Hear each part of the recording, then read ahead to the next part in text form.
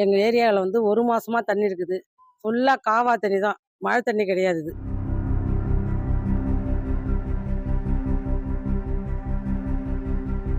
இப்போ இந்த தண்ணினால போகிறதுக்கு வழி இல்லை. எல்லாருக்கும் ஜுரம் வருது, கொசுக்கடி நிறைய இருக்குது. இங்க வந்து எங்களுக்கு வந்து வைரஸ் காய்ச்சல் வர்றது மாதிரி அந்த அளவுக்கு இதாயிடுச்சு.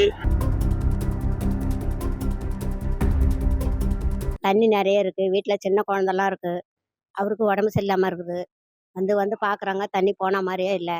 வெளியில் ஒரு கடைக்கு போக முடியல, காய் வாங்க முடியல, பால் வாங்க முடியல, ரொம்ப கஷ்டமாக இருக்குது. நைட்டு கொசுக்கடி நிறைய இருக்குது.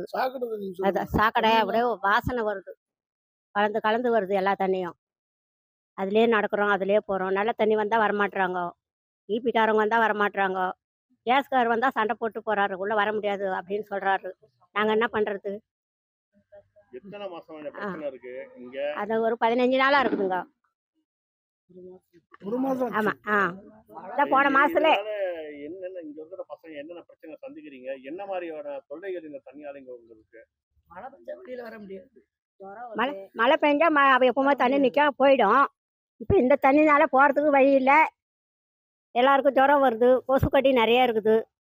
நைட்டில் நடக்கவும் முடியல, என்ன இருக்குது தண்ணியில் என்ன வருதுன்னு சொல்ல முடியல, பார்க்கல, பயமாக இருக்குது. அது பார்த்தீங்கன்னா மழை வந்ததுன்னா தண்ணி ஃபுல்லாக இருக்கும். எது எல்லாமே அப்படியா இருக்கும். வந்து பார்ப்பாங்க, பார்த்துட்டு போயிடுவாங்க, அவ்வளோதான். எங்களுக்கு பார்க்கும்போது நாங்கள் நினைப்போம் எங்களுக்கு ஏதாவது ஒரு ஹெல்ப் பண்ணுவாங்களான்னு ஒரு ஆவலோடு பார்ப்போம். ஆனாலும் ஒன்றுமே பண்ணல எங்களுக்கு. அப்படி இருக்கும்போது நாங்களும் நிறைய இடத்துல சொல்லிட்டோம், எல்லா இடத்துலையும் சொல்லிட்டோம், எம்எல்ஏட்ட சொல்லிட்டோம், தலைவர் பஞ்சாயத்து போர்டில் அப்பப்போ போய் சொல்லிட்டு இருந்திருக்கோம். எங்களுக்கு எந்த ஸ்டெப்பும் எடுக்கல. ஆனாலும் இப்போ மழை தண்ணி வரும், ஆனால் மழை தண்ணி வந்து காஞ்சதுன்னா மழை விட்டுச்சுன்னா போயிடும்.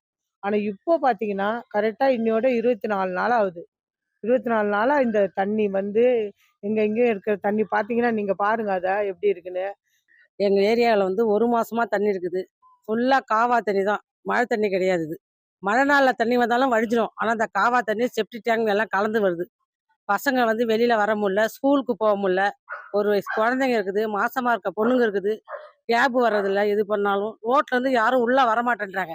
ஃபஸ்ட்டு வந்து ஈபிக்காரங்க வரமாட்டேன்றாங்க, சிலிண்டர்காரங்க வரமாட்டேன்றாங்க, குடிக்கிற மெட்ரோ தண்ணி வரமாட்டேங்குது. இங்கே எந்த வசதியும் இந்த ஏரியாவுக்கு செஞ்சு தரவே இல்லை இந்த ரோட்டுக்கு. இந்த பஞ்சாயத்துல வந்து 45,000 மக்கள் வச்சுக்கிறாங்க. இந்த 45,000 மக்களுடைய மொத்த சாக்கடையும் வந்து இங்க அந்த கவுல் பஜார் மெயின் ரோட்ல பெருகிற ஒரு அவல நிலைக்கு ஏற்பட்டு இந்த ஒரு மாசமா எல்லா அதிகாரியும் சந்திச்சு மனு கொடுத்துக்கிட்டு இருக்கோம்.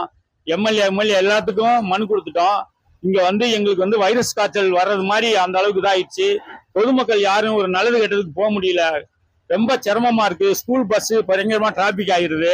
இந்த தொகுதியினுடைய எம்எல்ஏ அமைச்சர் அன்பரசு அவர்கள் வந்து உடனடியா நான் உங்களுக்கு தீர்த்து வச்சு தர்றேன், ஒரு 2 மணி நேரத்துல இந்த தண்ணியை நான் சரி பண்ணி கொடுத்துறேன், போர்க்கால நடவடிக்கை எடுத்து தர்றேன்னு சொல்லியிருக்காங்க. அதனால அமைச்சர்களும் அதிகாரிகளும் சேர்ந்து இந்த தண்ணியை உடனே கடத்தி கொடுக்கணுமான்னு மிக தாழ்மையுடன் கேட்டுக்கொள்கிறோம்.